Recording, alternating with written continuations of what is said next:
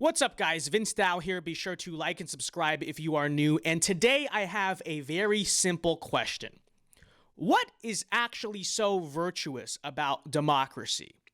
What do you mean what's so virtuous about democracy, Vince? Because it brings power to the people and stuff. Okay, why is that a good thing? Seriously. The truth of the matter is that if you told the vast majority of people in human history, including the founding fathers, that you support a system where every man and woman over the age of 18 gets to make complicated political decisions, they'd look at you like you were crazy, because it is crazy.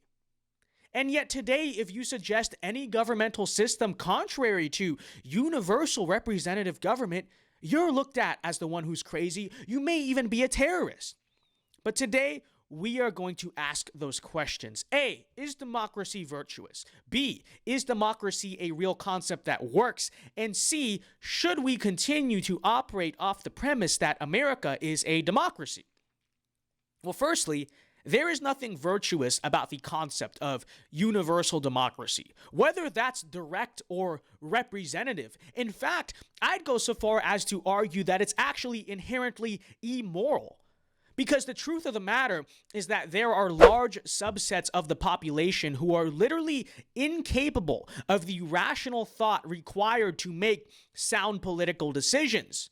Which is not a problem in itself when we understand that society is naturally hierarchical. Hence, there will be people better and worse suited to do certain things. Everyone fits into the hierarchy. Everyone fits into the puzzle. The problem is when you ask those people to make decisions that, in theory, only the more elite and educated members of society should be making. It's so funny because conservatives will always watch these man-on-the-street videos from PragerU and Campus Reform where they ask random people very basic civic and historical questions and they can't answer them, but nobody ever seems to take these videos to their logical conclusion, which is that these people are allowed to vote. These people are allowed to make complicated political decisions that affect you. And again, why is that a good thing? This is why I argue that it's actually immoral, because it's actively destructive to society to allow these people the right to make those decisions. And if you think I sound crazy right now, let me remind you that the founding fathers literally agreed with this. The people that your school system taught you set up the great American democracy actually did not believe that all people should vote, nor did they believe that even the majority of power in government should be decided by popular elections. The founders only allowed property-owning men to vote. Why? Because they too believed that there was a hierarchy to political decisions that the average commoner wasn't capable of. Even America's most liberal, most pro-democracy founding father, Thomas Jefferson, wanted an America of property-owning farmers. Why? Because he believed that property ownership was a necessary stake in political democracy. And beyond that, with the exception of the House of Representatives, which is the lowest chamber of power, the founders didn't really want direct elections for anything. Up until the 1900s, senators were appointed by their state legislatures. Even for the presidency, the Electoral College, the founders expected that no candidate would ever get to 270 and that Congress would decide the presidency, which they were obviously wrong about, but again, understand that was their intent.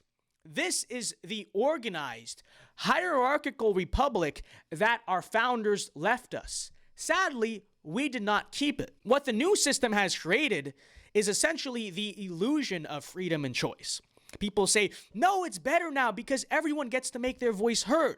The problem is that it's not their voice. It's the voice of the institutions. As we established, the majority of people do not have independent thoughts and agency, and hence get their ideas from the institutions that control the narratives. You see this among almost all liberals, who are literally NPCs for whatever the institutions want them to support. They're not free people with agency. They're robots for the institutions. Why do you think liberals declare us a threat to democracy when we simply question the narratives of the institutions, whether that's the scientific experts or intelligence agencies or tech companies or journalists? Why? Because the institutions are the democracy. Of course, conservatives pride themselves on being the free thinkers, the enlightened ones. But is that really true? Because don't get me wrong, we have more intellectual independence than the left does. But is it by much? Take a look at the power of Fox News. After 2020, so many Republican voters swore they would primary every single rhino.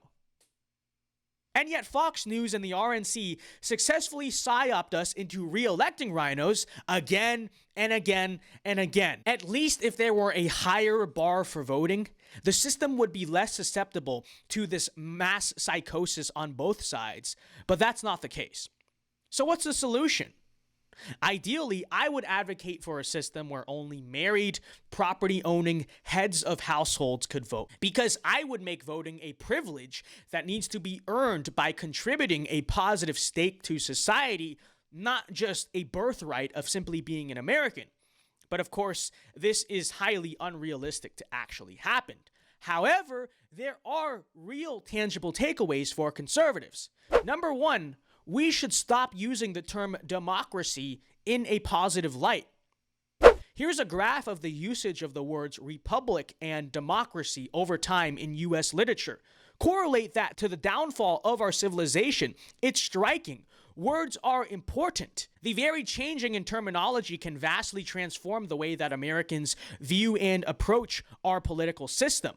Number two, we must understand, as established earlier, that who controls the institutions really controls the quote-unquote democracy.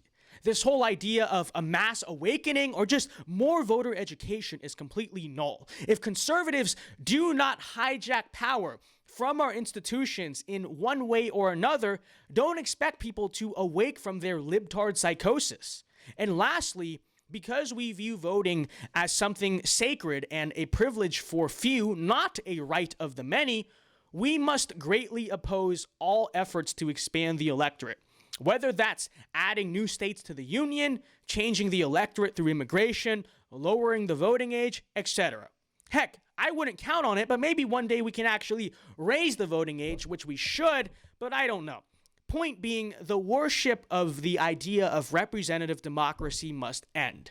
There is nothing noble about it, especially in a society full of unnoble people. Maybe we as conservatives would better operate within the system if we understood and recognized its shortcomings instead of pretending like it's inherently virtuous just because we the people or something. Anyways, guys, that'll do it for this video. Thank you for watching. Remember to like and subscribe if you are new. Be sure to become a member and check out the merch link in the description to support the channel. Let me know your thoughts on this topic, on the democracy question, in the comments down below. Until then, thank you very much for watching. God bless. Alpha moves only, and peace.